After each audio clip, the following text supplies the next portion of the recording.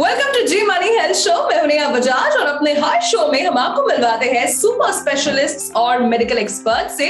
और आज के एपिसोड में हमारे साथ जुड़ रही हैं मिस गीता पॉल, जो कि 35 इयर्स से प्रैक्टिस कर रही हैं, एक रिनाउंड कॉस्मेटोलॉजिस्ट हैं, ओनर फाउंडर डायरेक्टर हैं sculpt by Geeta Paul clinic which is in Bengaluru, Karnataka. So miss Geeta, we welcome you to our show. Hello everyone. So Geeta ji, again आप cosmetologist हैं और being a woman definitely there are so many things that I want to know from you, but आज हमने एक topic जो select किया है वो है पिगमेंटेशन, हाइपर पिगमेंटेशन। तो हम उसके बारे में आपसे आज जानना चाहते हैं कि पिगमेंटेशन क्या है, हाइपर पिगमेंटेशन क्या है, दोनों के बीच का डिफरेंस क्या है? So what we know is pigmentation is actually hyperpigmentation. Hyperpigmentation is the excess production of melanin in our skin. Okay, that's a cell. So, वो हो सकता है when you have an hormonal imbalance, you have any stress triggers, कुछ भी हो सकता है. Because of that, we get pigmentation on our skin. Okay. So, क्या ये सिर्फ मेलानिन के प्रोडक्शन से होती है? Not necessarily. There are बहुत सारे factors होते हैं इसमें. हार्मोनल इम्बैलेंस हो सकता है, स्ट्रेस ट्रिगर्स हो सकते हैं, ट्रॉमा हो सकता है, सन एक्सपोजर हो सकता है. So there can be lot of issues because of which लोगों को पिगमेंटेशन या हाइपरपिगमेंटेशन हो सकती है. एंड गीता जी ये बताइए कि ओवरऑल, बिकॉज हमने सुना है कि पोस्ट प्रेगनेंसी लेडीज को बहुत ज्यादा पिगमेंटेशन देखने को मिलती है, तो पिगमेंटेशन के शुरुआती लक्षण क्या है और ओवरऑल चेहरे पे क्या आता है? बेसिकली जब पहले पिगमेंटेशन शुरू होती है तो small clusters of dark spots शुरू होते हैं on the skin. Okay, small patches जिसको डार्क पैचेस बोलते हैं कि I am getting dark patches on my face. लोग बोलते हैं कभी चीक्स पे आते हैं या नोज पे आते हैं. That's very typical. या फोरहेड पे आता है. So this is how it starts. Okay, and pregnancy पे जब आप बोलते हैं तो that is also hormonal imbalance. Your body is going through changes. Okay, so that needs to be addressed immediately. तो मैंने जितना देखा है कि जो हमारा चीक एरिया है यहाँ पर वो झाइयाँ आने लगती हैं.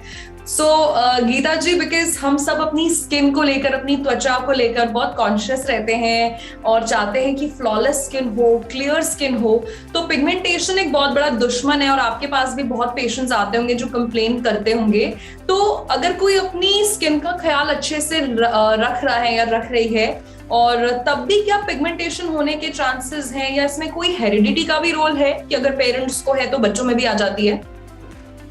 ओके, ज्यादातर हेरिडिटरी इसमें कुछ रोल नहीं प्ले करता. It's basically it could be some trauma, it could be sun exposure, hormonal imbalance, it could be stress related. Okay, so these are the reasons for your pigmentation to crop up on your skin.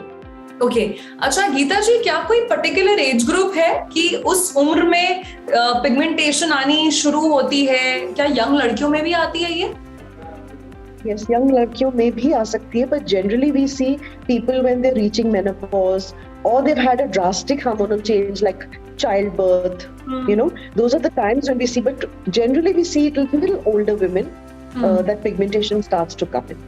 तो क्या ये after like a क्या हम ये बोल सकते हैं कि 30 या 35 के बाद पिगमेंटेशन का ऑनसेट हो जाता है? Yes, definitely after 35-40.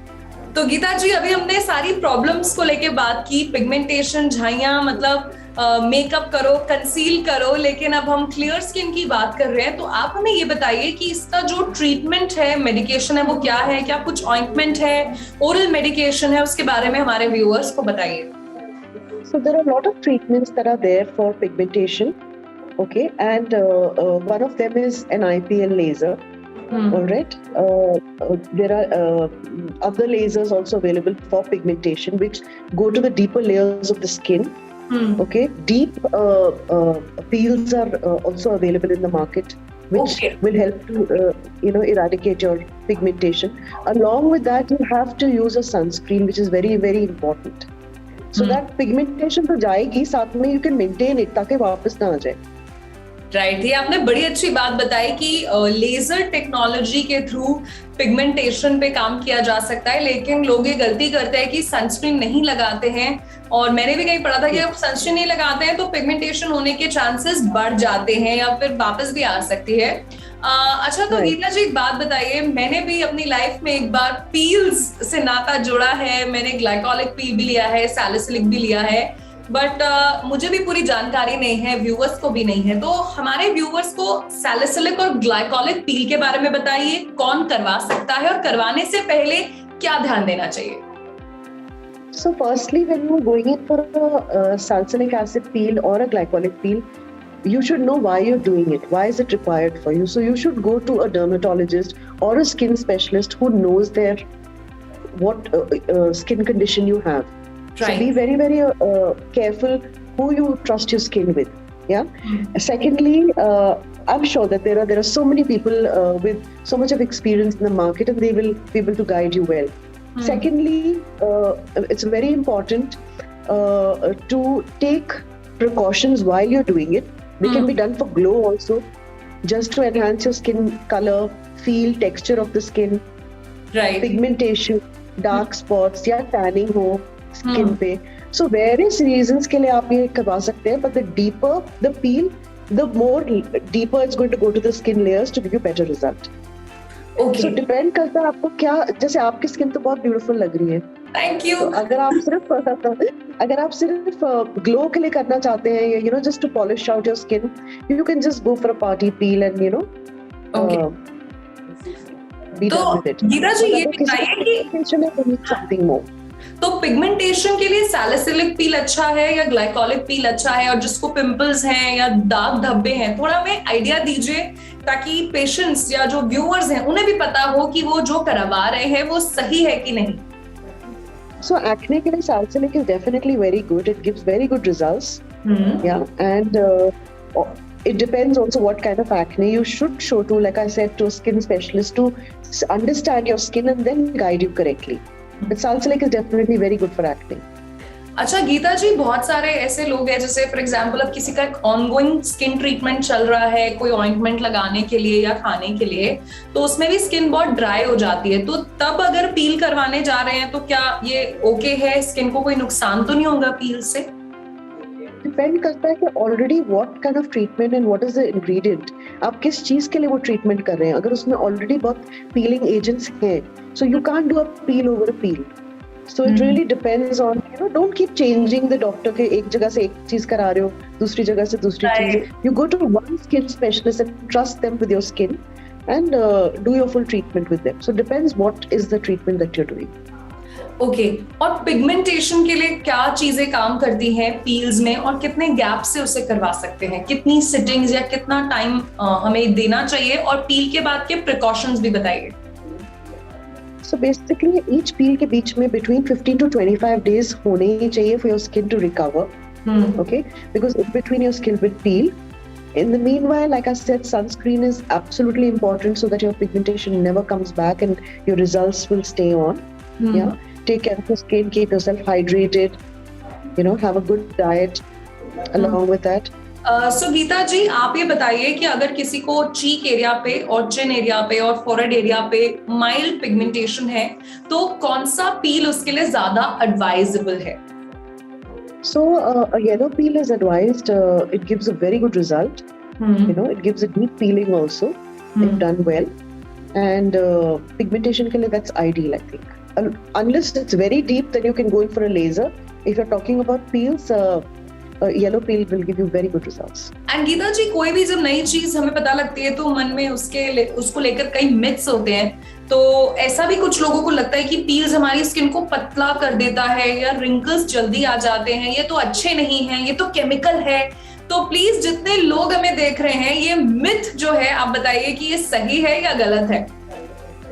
It's absolutely a myth only, जैसे आप बोल रहे हैं, because it's taking off the outmost layer of your skin. But it's not going to peel off. There are so many layers of your skin. It cannot go that deep कि आपकी skin thin हो जाएगी. And you're doing a treatment as per a protocol. A doctor will only do it as per the protocol of the skin and the skin condition.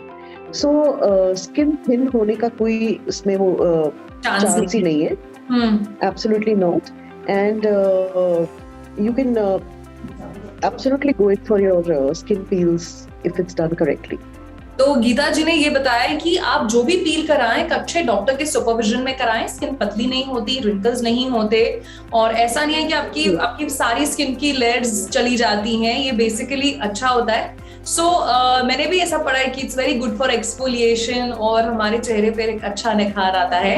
सो गीता जी, जाते जाते हमारे viewers को ये बताइए, because there are so many young girls who are watching you right now in 20s, college going, कि pigmentation जैसी problem हो ही ना. और हम कहते हैं prevention is better than cure.